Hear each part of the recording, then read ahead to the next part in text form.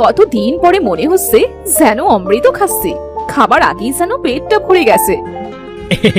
খাও গিন্নি খাও, এখন থেকে যত খুশি তত খাবে। হোগো, এবার আমাদের এই ভাঙা বাড়িটা ভেঙে একটা সুন্দর দেখে বাড়ি করলে কেমন হয় বলো তো? কথা তো মন্দ বলনি, তাছাড়া এবার যদি ঝড় বৃষ্টি হয় তাহলে তো আমরা এই ঘরে থাকতেই পারবো না। দেখি আমি কালই ঘরের মিস্ত্রির সাথে কথা বলবো। হ্যাঁ।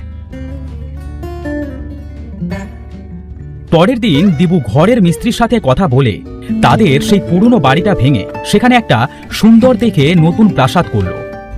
আশেপাশের মানুষ তো দিবুর আঙুল ফুলে কলাগাছ হওয়াটা দেখে স্বাভাবিকভাবে নিল না। ভাই দেখেছিস, দিবু আমাদের মতো একজন গরিব কৃষক ছিল, আর হঠাৎ করে সে এত টাকার মালিক কিভাবে হলো? হ্যাঁ, সেটাই তো ভাই, গ্রামের সবাই তো তাই বলা বলি করছে। ভাই আমরা